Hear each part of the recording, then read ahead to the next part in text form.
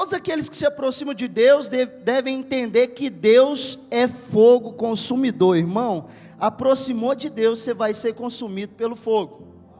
O fogo de Deus vai alastrar no seu coração, e você vai ser envolvido, incendiado por essa chama. Como a pastora Gabriela pregou aqui, você vai ser atraído por essa chama, e ela vai te consumir.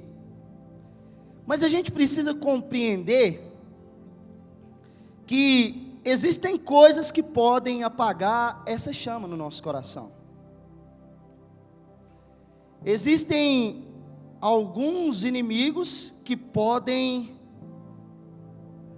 diminuir o fogo de Deus em nós. É notável que quando a gente vai ler a Bíblia, quando a gente vai estudar a história, a narrativa da Bíblia, a trajetória bíblica, nós vemos grandes homens, mulheres, jovens e até crianças que tiveram um coração embrasado. Mas alguns poucos homens notáveis, verdadeiramente, permaneceram com a chama incendiada durante toda a trajetória da sua vida. Alguns homens foram incendiados sim, mas eles deixaram que o fogo fosse apagado. Eles deixaram que a brasa se esfriasse. Mas há outros que verdadeiramente se mantiveram incendiados no decorrer do tempo. Moisés, Abraão, Davi, Paulo, Mateus, João, John Wesley, Charles Spurgeon, George Whitefield, Timothy Keller. Alguns homens que permaneceram ainda queimando, que não deixaram que essa chama se apagasse.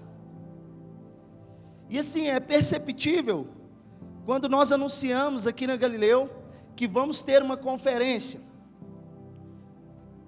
As pessoas já começam a se inflamar, começam a ficar eufóricas. Nossa, tem conferência. Eles falam que a conferência é algo diferente. Irmão, o culto é bom, é fogo, é poder, é glória, mas na conferência parece que a unção é 1000 vezes mais. Aquele povo fica não sei quantos dias de jejum, sem comer, sem sair de casa, sem mexer com nada, só no secreto com Deus, irmão. A hora que nós chega lá, está igual o Sayajin, irmão, queimando, põe a mão na gente e a gente cai. E aí a gente cria essa expectativa, as pessoas criam essa expectativa, da conferência. Cara, na conferência minha vida vai ser transformada, de um jeito ou do outro, de uma forma ou de outra. Eu já fiz minha inscrição, eu vou estar lá, cara, eu vou queimar, Deus tem que me pegar nesse lugar.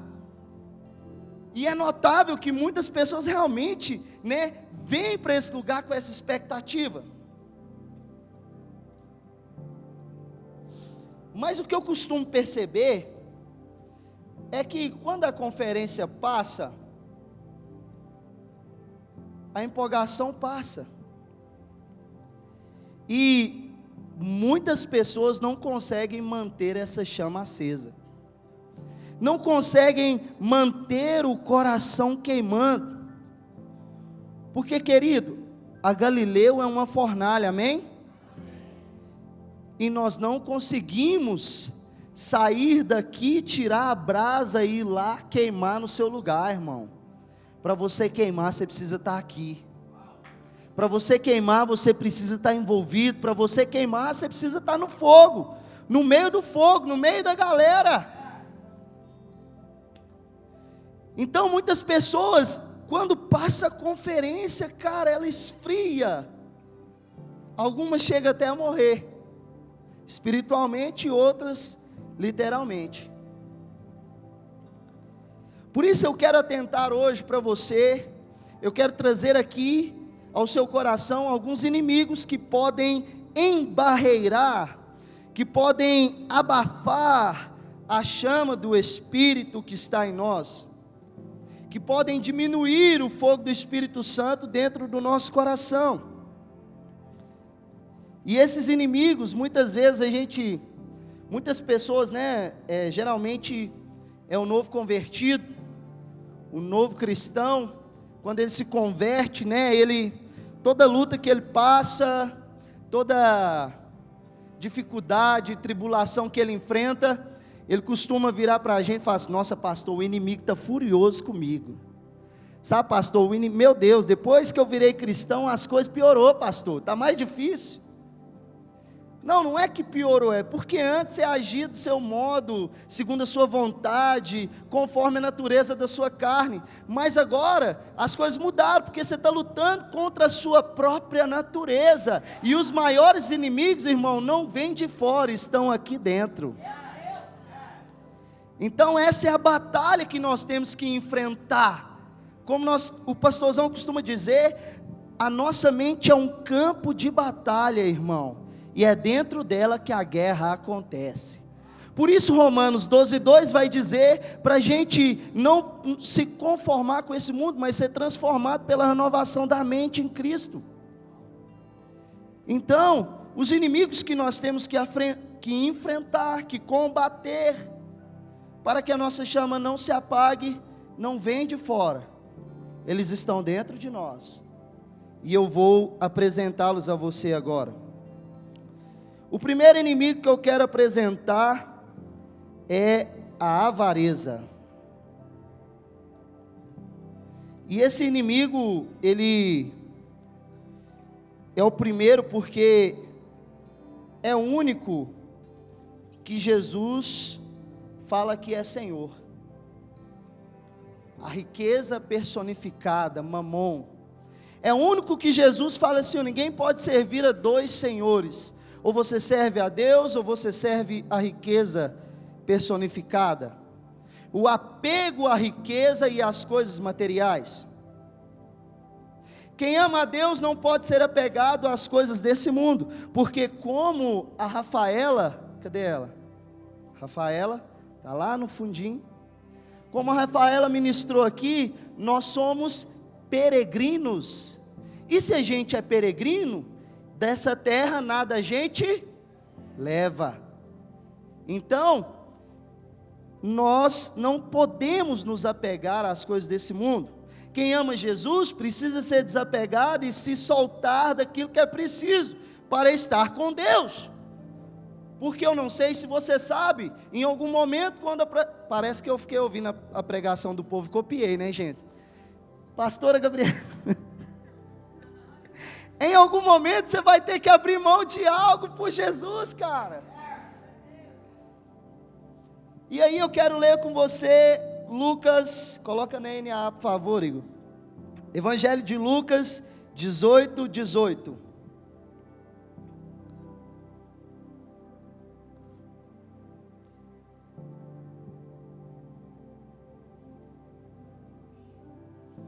Certo homem de destaque perguntou a Jesus: bom mestre, que farei para herdar a vida eterna? Jesus respondeu: por que você me chama de bom? Ninguém é bom a não ser um, que é Deus. Nesse momento que Jesus fala assim: você está me chamando de Deus? Você está reconhecendo a minha divindade? Você conhece os mandamentos? Não cometa adultério. Segura aí, gente, já ouve aí, viu? Já vai guardando o mandamento.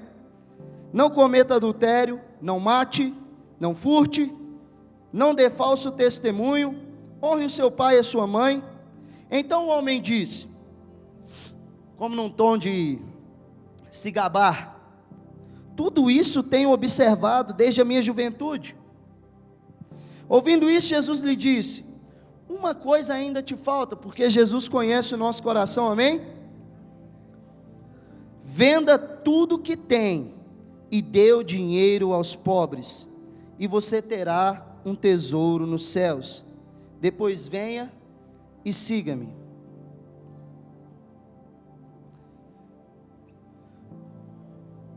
Para o avarento, a sua personalidade é formada pelo que ele tem. Então olha só, Você é o que você tem. O avarento, ele pensa assim: se eu não tiver um carro, se eu não tiver uma moto, se eu não tiver um status, se eu não tiver bens materiais, se eu não tiver uma conta bancária gorda, cheia, eu não sou ninguém. Para mim ser alguém na sociedade, para mim postar bem na sociedade, eu preciso gozar de uma posição elevada, eu preciso estar em uma posição de respeito, de renome, aonde eu tenho muitos bens, e eu sou respeitado pelo que eu tenho, não pelo que eu sou. É o famoso: você vale o que tem, e se não tem nada, não é ninguém. Agora eu tenho uma pergunta para você: se tirar os seus bens materiais, se zerar sua conta no banco, se te tirar tudo que você tem, quem você é? Você continua sendo o mesmo? Você continua sendo a mesma pessoa? Ou você transtorna? Ou você revela de verdade o que tem no seu coração? Ou você mostra para as pessoas que você não era o que você mostrava ser? Porque, cara, você quer conhecer uma pessoa, ou você dá alguma coisa para ela, ou você tira o que ela tem. Porque aí, quando você não tem nada, é que você mostra quem que você é de verdade. E o que Jesus revelou no coração desse jovem, quem ele era de verdade. Ele estava apoiado nas suas obras e na sua riqueza, porque, não sei se você sabe, naquele tempo, a bênção de Deus, ela era entendida como riqueza. Então alguém que tinha bens materiais, que tinha posses, ele era um agraciado, um abençoado do Senhor, e ele podia dar mais do que todos os outros. Então se entendia que alguém que tinha bens poderia adquirir a salvação por meio de esmolas. Jesus não disse para esse jovem que ele nunca tinha ajudado alguém. Com certeza ele relata que ele cumpria a lei, então ele ajudava os pobres também. Mas Jesus vê que ele estava apoiado na sua riqueza. O seu Deus era o que ele tinha, os seus bens materiais, era o seu ídolo, e não o Senhor. Em quem você está apoiado? Porque quem está apoiado em Cristo, meu irmão, quando tirar tudo dele, ele vai fazer que nem Jó, irmão. Se pelado eu vim do ventre da minha mãe, pelado eu posso voltar também. Deus deu, Deus tomou, irmão. Louvado seja o nome do Senhor. Glória a Deus.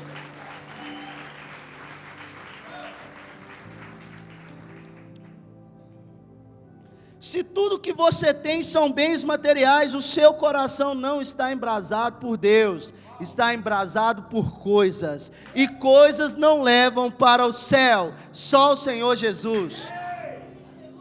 Irmão, Jesus deu a senha para que o jovem rico tivesse um coração incendiado, embrasado. Ele falou assim: olha, seu coração está nas coisas que você tem, vende tudo e me segue, porque aí você vai ter a salvação, porque é eu que posso te salvar. E aquele jovem rico, a Bíblia vai dizer que ele vira as costas e vai embora, porque ele tinha muita coisa, mas ele não tinha o Senhor.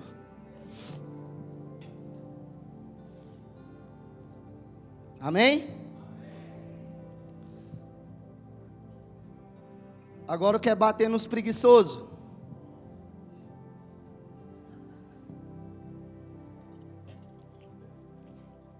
Quero dar um exemplo aqui antes, de um cara que não tem o coração apegado nas coisas, que é o que aconteceu aqui na quinta-feira.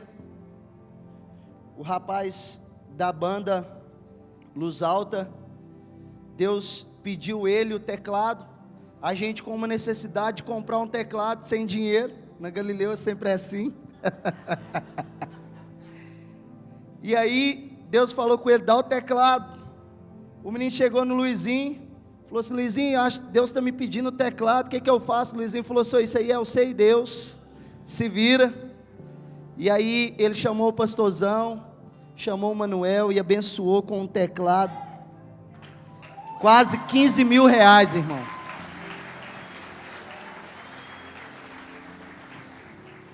Cara, você tem que desapegar, porque chega o tempo, irmão, que Deus fala assim, solta. É igual o pai quando pede um brinquedo, me dá aqui esse brinquedo aqui, solta. Não, papai, eu quero brincar, não. Solta o brinquedo, calma. Não, papai, me dá, não, por favor, papai, não me toma o brinquedo, não. Me dá aqui o brinquedo, menino.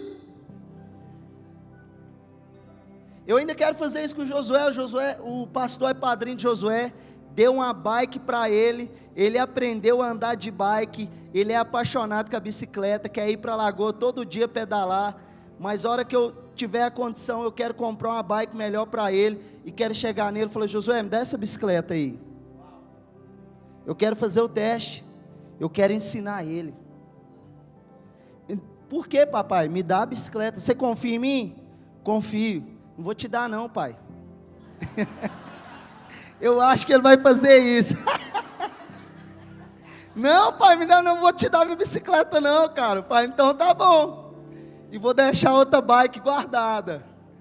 Aí o dia que eu falasse, cara, me dá sua bicicleta, eu estou te pedindo ela tem uma semana, me dá. A hora que ele fala, tá bom, pai, eu te dou a bicicleta, eu falo assim, então toma outra. Irmão, com Deus é dessa forma, quando Ele te pedir algo, dá, porque está impedindo a sua bênção, enquanto você estiver retendo.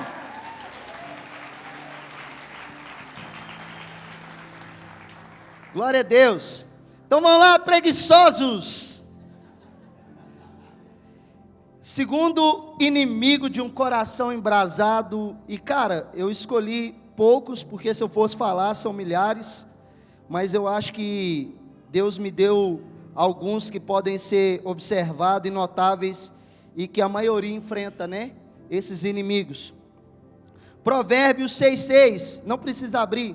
Salomão escreve assim: vai ter com a formiga, ó preguiçoso, observe os caminhos dela e seja sábio. Salomão manda o preguiçoso ir ver a formiga. Talvez, eu acho que ele ia até gostar. Ficar lá, deitar no chão, olhar para o formigueiro, ver as formiguinhas saindo, voltar com um bago de milho, feijão, folha mesmo, eu sou mineiro. Ele fala assim, preguiçoso, vai ver a formiga, porque ela não tem patrão e mesmo assim trabalha diligentemente. Não precisa ninguém mandar ela fazer as coisas, ela vai lá, ela trabalha, ela colhe o fruto, ela separa, ela armazena o alimento, para quando chegar o tempo do frio, ela ter alimento. E em cadeia, todo mundo trabalha, cada um tem a sua função. Como que ele se entende de jeito que o ser humano não dá conta, gente? Como que você olha para uma formiga, parece que não cabe, nem sei se tem cérebro aquilo, não sou biólogo, não sou insectologista, sei lá como é que fala.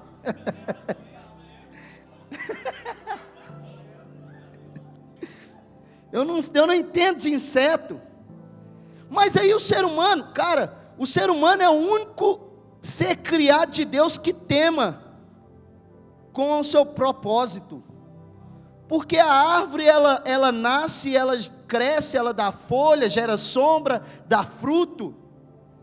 O animal, a formiga, ela é gerada, ela faz o seu trabalho, trabalha em comunidade.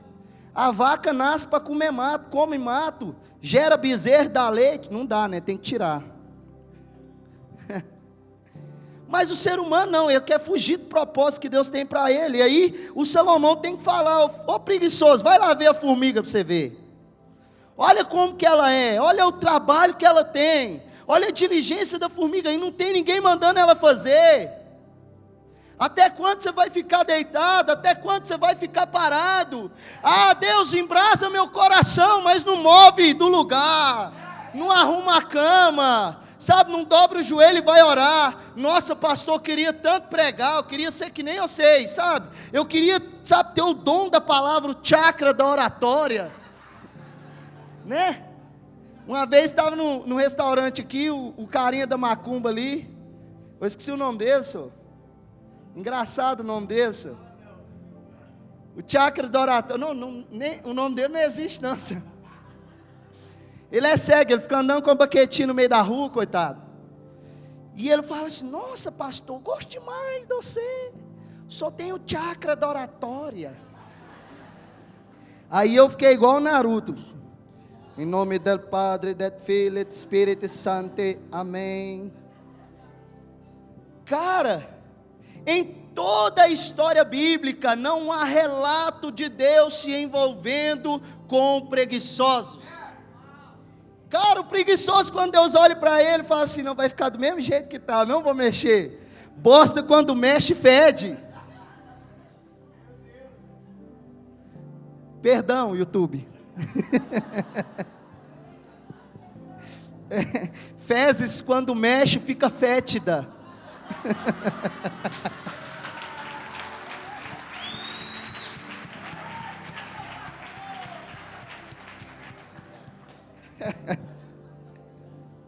Cara, Deus vai procurar os caras ocupados. Deus vai procurar os caras que estão sempre fazendo alguma coisa. Mano, chega lá, Abraão, irmão. Abraão não estava à toa na terra dele, não. Só que Deus falou, não é o momento mais, vamos para um lugar. Se Abraão fosse preguiçoso, imagina. Né, Fabrício? Vem cá, Fabrício, quê?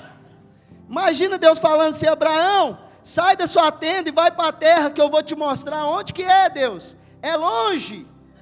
Sim, porque eu não estou querendo andar muito não. Qual que é a caminhada que nós vai ter que fazer, pai? Né? Nossa, Abraão, é o seguinte, junta a lenha para o sacrifício, pega o menino e vai para o monte que eu vou te mostrar. Nossa, pai, mas sim, vai demorar. É quanto tempo de caminhar? Nós, meia hora? Não, meu filho, é 3 dias. Ih, não. Não era melhor, aqui tem um monte aqui do lado, vamos nele. Aí Deus chama Moisés, irmão. Moisés está trabalhando, irmão. Moisés está pastoreando. E ele fala assim, eu quero que você liberte o meu povo. Irmão, Moisés não era preguiçoso. Imagina você andar com 5 milhões de pessoas peregrinando no deserto, irmão. Você tem que ter gás demais, você tem que ter força, tem que ter muito ânimo. Aí Deus vai e encontra Gideão. Irmão, Gideão estava malhando trigo, trabalhando escondido, porque a família dele não podia passar fome enquanto os midianitas saqueavam Israel. Aí Deus vai e encontra Neemias, que está trabalhando em outro reino, e preocupado com a sua casa, porque quem está lá não está preocupado em reconstruir os muros, as muralhas, mas ele fala, eu vou ter que ir lá, eu trabalho daqui e de lá, eu vou lá, resumo o negócio, volto aqui, converso, volto lá de novo e reconstruo. Irmão, se você é preguiçoso, eu quero te falar uma coisa, Deus não vai te usar, irmão. Se você falar assim, eu vou ficar na cadeira, perigoso, nem na cadeira você der conta de ficar. Daqui uns dias você está na cadeira da sua casa, definhando lá.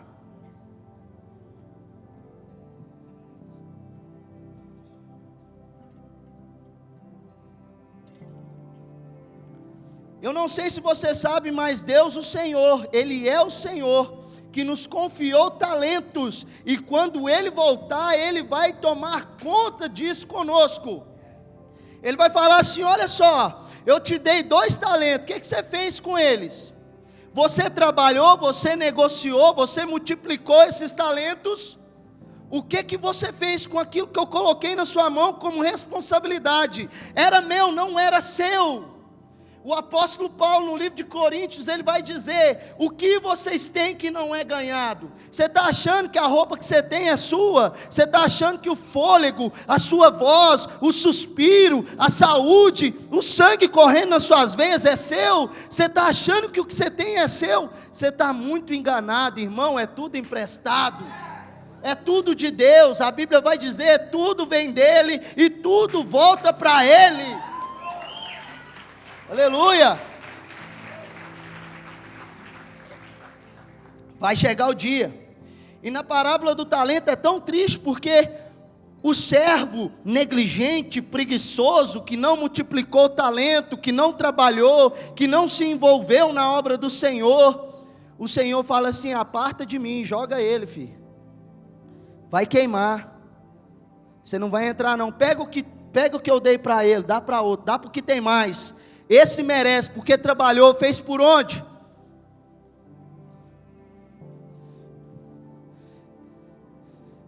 Aí o Senhor fala: Samuel! Que, Senhor? É igual o menino quando o pai chama: filho, vem aqui. Que, pai?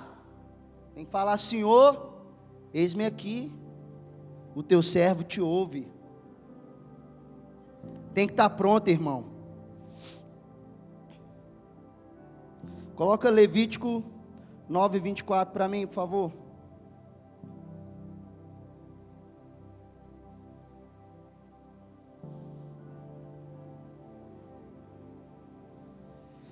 Eis que saindo fogo diante do Senhor, consumiu o holocausto e a gordura sobre o altar. Quando todo o povo viu isso, deu gritos de alegrias e se prostraram com o rosto em terra.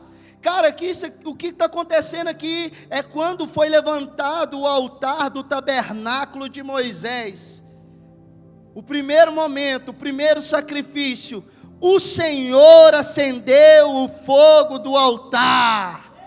Deus mandou fogo do céu, e cara, Deus é quem acende o fogo do Espírito dele em nós, Ele que sopra o fogo do céu em nosso coração, o meu coração, o seu coração é um altar. Em Atos a Bíblia vai dizer que aquele povo que estava no cenáculo, desceram sobre ele, como que línguas de fogo. Não é que é só porque eles estavam falando em línguas, é porque era uma labareda, uma língua de fogo descendo sobre a cabeça de cada pessoa. Era o fogo de Deus descendo sobre o coração do altar de cada pessoa. Irmão, quando você chegou aqui, no primeiro dia, Deus acendeu o fogo dele em você. Só que a responsabilidade de manter esse fogo aceso é nossa. E nós não podemos ter preguiça, nós não podemos ficar parados, estagnados como um parasita, porque demanda trabalho manter um fogo aceso, demanda trabalho. Era o papel do sacerdote, todos os dias pela manhã, renovar o fogo do altar, mas ele não podia deixar o fogo apagar, porque a chama quem tinha acendido era o Senhor, e Deus não aceita fogo estranho.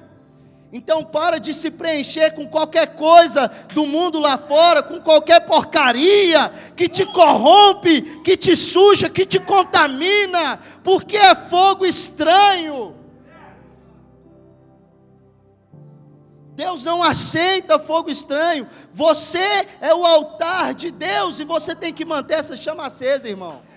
Você tem que permanecer queimando, porque se não queimar você vai morrer, cara.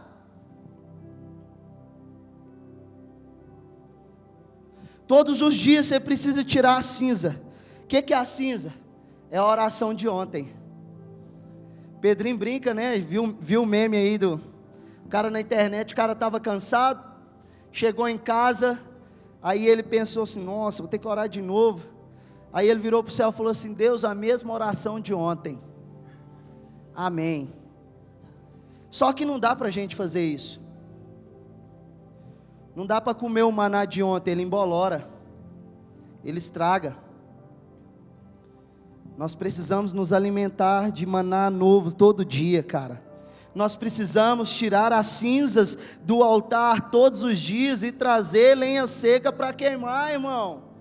E aí você tem que ter lenha para queimar todo dia, e dá trabalho, porque você tem que ir lá, quebrar a lenha, rachar ela, picotar, deixar ela no tamanho bom, colocar no altar, e tem que ser lenha boa, para aguentar o fogo, para dar brasa, para dar chama, para aumentar, para incendiar, irmão. E não pode ter preguiça, tem que trabalhar. É impossível para um preguiçoso manter o fogo aceso. Então, se tinha um resquício de preguiça aí, eu te aconselho, mandar ela embora agora. Uma coisa é cansar, de vez em quando você cansa mesmo. É normal, natural do ser humano. Aí você compra um extra power, se você não tiver problema de coração, você toma. Red Bull, que você gostar. Lá em Franca, a galera gosta do... Como é que chama aquele negócio lá? Não tem nem nome.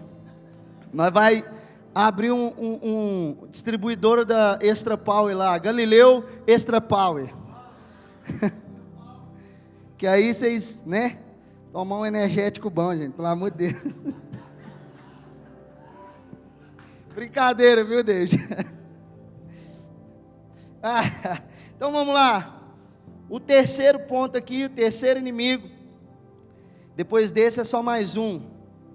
Diga assim, ego. O ego faz a gente pensar. Vamos lá. Que tudo é sobre nós. Quando na verdade não é. Ei, você chegou aqui na igreja, você pensou que era sobre você? Não precisa falar, não passa vergonha não. Né? O nosso ego faz a gente pensar que é a gente que desembola as coisas, que é nós que faz acontecer, ué.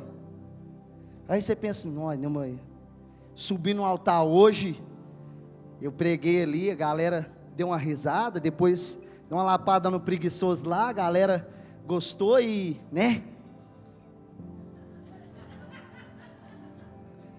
Fui lá, Deus, representei, Pai. Entendeu? Morou? Mas, mano, não é sobre nós. Eu sou só um coadjuvante. Se não fosse eu, era outro. Cara, Deus ia usar outro. Irmão, Deus usou até uma jumenta, né? Todo mundo fala isso. Deus usou até uma jumenta, não vai usar um jumento? Né? Eu quero falar sobre um cara que achou que estava abalando. Era a última bolacha do pacote. Saul. Cara, Saul, ele pensava que era tudo sobre ele. Sabe por quê? Quando Deus escolhe Saul, a Bíblia vai dizer que Saul era mais belo que todo mundo em Israel, irmão. O ombro dele sobressaía sobre a cabeça das pessoas. Então Saul era um cara alto, bonito, um cara bonito. Ele ungia o cabelo com ouro, com pó de ouro, irmão. Não lavava não, o cabelo estava até grosso, igual o dreadlock do Bob Marley. Entendeu? Brilhante, a juba, era, irmão, igual um leão, era honra aquilo lá, ué. O cabelão e a barba, irmão. Então o cara andava imponente. Você acha que você vê o filme do Viking lá, é engraçado, é massa, o cara com a barba, o cabelão trançado? Saul era um cara muito mais doido, senhor. Saul era um cara muito mais massa. Só que, mano, Saul não foi ungido porque ele era uma bênção para o povo de Deus, irmão. Ele foi levantado porque o povo rejeitou o profeta Samuel e rejeitou a Deus. 1 Samuel capítulo 8, versículos 5 a 7. Eles disseram: vejam, você está ficando velho, Samuel, e os seus filhos não andam nos seus caminhos. Seus filhos não chegam nem no seu pé, Samuel. Você é um profeta, um juiz dessa nação, mas seus filhos não parecem nada com você, infelizmente. Vamos falar a verdade aqui. Por isso queremos agora que o Senhor nos constitua um rei, para que nos governe, como acontece com todas as nações. É um erro você querer parecer com os outros, irmão. É bobeira. Não queira ser que nem os outros. Queira ser aquilo que Deus quer que você seja, irmão. Alinhe o seu coração com o propósito de Deus. Não olha para o povo lá fora e acha que está abafando não, irmão. Não está. Não está. Coloca seu coração em Deus. Amém? E aí o povo de Israel queria um rei que nem as outras nações. As outras nações afundadas em idolatria, uma porcariada. Mas Samuel não gostou da palavra quando disseram: dê-nos um rei para que nos governe. Então Samuel orou ao Senhor, e o Senhor disse a Samuel: atenda a voz do povo em tudo que lhe pedem. Se eles querem coisa ruim, dá para eles então. Vamos ver até onde que eles vão. Porque não foi a você que rejeitaram, mas a mim, para que eu não reine sobre eles. Irmão, Saul não estava nem nos planos de Deus para Israel. Deus é que era o rei da nação. Deus colocava um juiz para ser o seu representante, mas o povo não quis a Deus, e quis um rei segundo a aparência das outras nações. Então Saul, ele achava que ele era o cara, mas irmão, nem no plano de Deus ele estava. Ele não era protagonista coisa nenhuma. E ele achando que estava abafando, agora eu sou rei da nação, irmão. A nação do verdadeiro Deus, o Deus de Israel, não tem outro. Entendeu? Mas ele não era o cara. Deus é que era para ser o rei da nação. Deus é que queria governar, irmão. No plano, no propósito de Deus, eu e você não somos protagonistas. No propósito, no reino de Deus, nós somos coadjuvantes. Deus não está ganhando nada porque você está servindo a Ele, não. É nós que estamos ganhando, é nós que temos a honra de estarmos aqui, é nós que temos a graça de poder falar representando o reino celestial de Deus. Então, não começa a se achar não, mano. Nossa, falei em língua. Eita! Meu Deus, eu pus a mão no irmão. Nossa, eu estava lá cheio de Deus na conferência ontem. Aí eu pus a mão no irmão, o cara, pum, estabanou no chão. Falei, urra. Aí sim eu sou samurai. Irmão, não é sobre você. Não é sobre mim. É sobre Ele, amém? É tudo sobre Ele, amém? Irmão, o ego de Saul era tão alto, que ele venceu uma batalha, e aí era para ele esperar o profeta para fazer o sacrifício, e o sacrifício era para agradecer a Deus, porque Deus tinha dado vitória. Mas Saul vence a batalha, e ele fala assim, agora eu vou erguer um monumento. Foi eu que venci essa batalha. A pessoa do ego alto, ela é dessa forma. Foi eu que fiz, está vendo esse banho aí, ó? Foi eu que fiz ele. Está vendo aquele letreiro lá fora da Galileu, lá dourado? Foi eu que coloquei. Nossa, se não fosse eu para dar aquela ideia lá, não tinha fluído aquele dia. Nossa, se não fosse eu para subir no altar aquele dia, aquela conferência, não tinha acontecido nada. Deus não tinha descido do céu lá naquele dia. Irmão, não é sobre nós. A pessoa do ego inflado, a pessoa egoísta, ela vai pensar que ela é que faz a diferença. E é o que eu quero te mostrar hoje. Claro que conta sim o que fazemos para Deus, e Deus fica feliz quando a gente o serve, Ele fica alegre com a gente. Mas é Ele que está nos usando. Amém? Não use a Deus, deixa Ele te usar.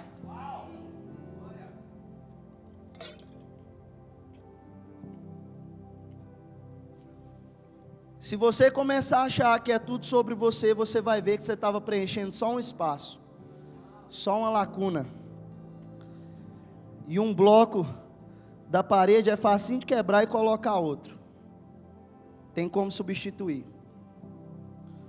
Já o pilar tem que derrubar a estrutura toda. Saul só estava preenchendo uma lacuna. Amém? E agora o último, para mim terminar. Diga assim: o medo. O medo é o meu inimigo. Vamos lá, o primeiro inimigo é quem? A avareza. O segundo? Grave, hein? Grave isso aí. O terceiro? E o quarto? O medo está ligado ao ego, irmão. Qualquer situação de medo, o nosso ego estremece, porque pode ser o motivo do seu desaparecimento. Se não tem ego, não tem medo. Por que você não prega? Ah, porque eu tenho medo, pastor. Medo de quê? Ah, eu tenho medo de travar, tenho medo de embananar, falar uma palavra errada, né? Igual eu falei agora mesmo, né? Fezes fétidas. Eu tenho medo do que as pessoas vão pensar em mim, vão pensar sobre mim. Por que você não revela Cristo para os seus amigos? Eu tenho medo de perder a popularidade, pastor, sabe? Eles gostam tanto de mim, e aí eu tenho medo de falar sobre Cristo, e eles achar que eu sou careta e não quiser andar mais comigo, sabe? Não me chamar mais para o futebol, nem para resenha, comer uma carne. Aí, pastor, eu fico quietinho na minha. Se não tem ego, não existe medo, irmão. Você não tem medo, você tem ego. Você está preocupado com a sua aparência. Você está preocupado com a sua posição, com o seu status no meio da sociedade. Você não está preocupado se você vai errar verdadeiramente. Você só está preocupado com você mesmo. As pessoas não fazem as coisas por medo de revelarem que são falhos. Irmão, e eu estar aqui no altar não é sinal de que eu sou perfeito. Eu sou falho como todos nós somos falhos. A diferença é que eu diminuí meu ego, porque se eu falar que eu não tenho ego também eu estou mentindo, aí eu estou pecando. Êxodo 20, 18 e 19.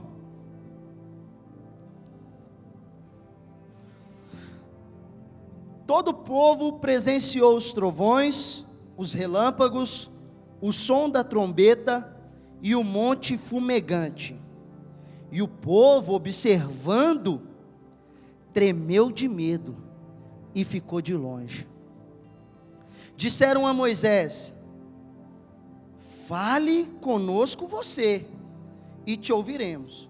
O que você falar, Moisés, nós aceita.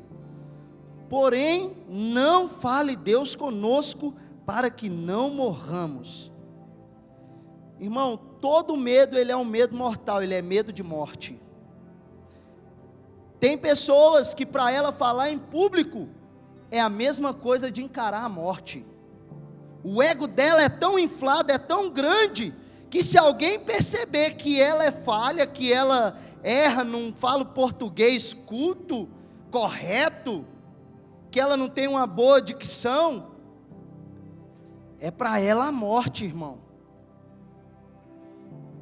E o povo, preocupado com o próprio umbigo, preocupado com o próprio prazer, eles veem um monte fumegando e Deus falando, raios e trovões, relâmpagos, irmão, e um monte fumegando, irmão, queimando na presença de Deus.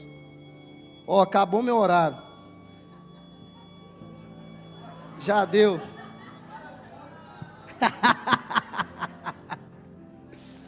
Eu pus um time aqui, gente. Eu posso passar uns 10 minutos, pastor?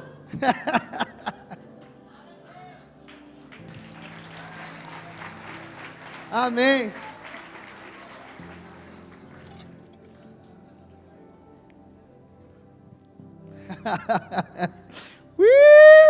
Faltou você gritar, Mateus. Cara, quando o povo vê um monte fumegando, eles falam assim: Moisés, não fala você com nós não quer falar com Deus não, pelo amor de Deus, moço, deixa nós quieto aqui, você está doido, olha lá, o trem está tremendo aí. A última vez que nós vimos fogo de jeito aí, o povo do Egito estava morrendo. A última vez que nós vimos fogo de jeito aí, estava caindo pedra de fogo do céu, e o povo do Egito se lascando. Deixa nós quietos, Moisés. Nós não quer falar com Deus não, fala você. O que você falar nós vai fazer. Entendeu? Se Deus aparecer de jeito aí, nós vai morrer de novo. O medo te impede de ter um coração embrasado, irmão. O medo te impede de queimar na presença de Deus. O medo te impede de viver de verdade.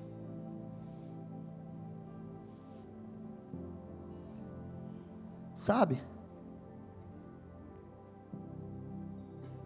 Para quem está vivendo o pecado, está próximo de Deus dá medo mesmo. Porque é morte, irmão. Mas para quem ama Jesus, estar próximo de Deus é vida. Irmão, Moisés estava acostumado com fogo, mano. Moisés estava acostumado com a glória. A primeira experiência dele foi com o fogo de Deus. Ele olhou para o negócio, a árvore queimando. Imagina que brisa, mano. Imagina que viagem.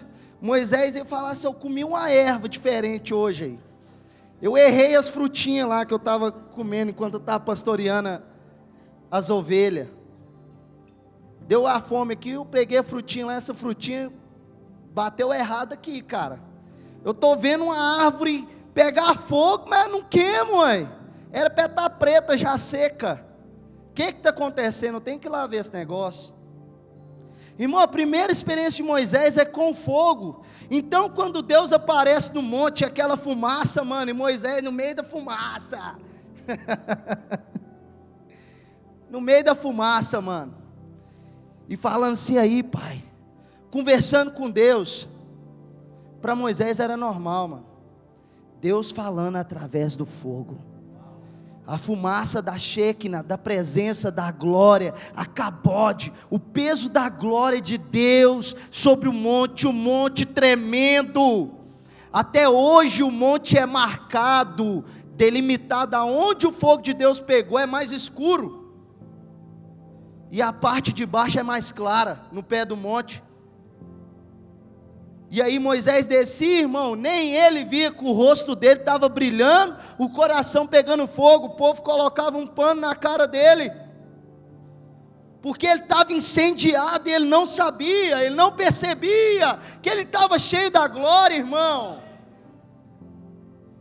Irmão, quando você pegar costume de entrar no fogo, quando você pegar costume de estar na presença de Deus, você vai sair na rua com o rosto brilhando, com o coração pegando fogo, você não vai perceber, as pessoas vão ficar assustadas e falar assim: o que você tem? Você está diferente. Quando você chegou perto de mim, eu até arrepiei, eu senti algo diferente em você.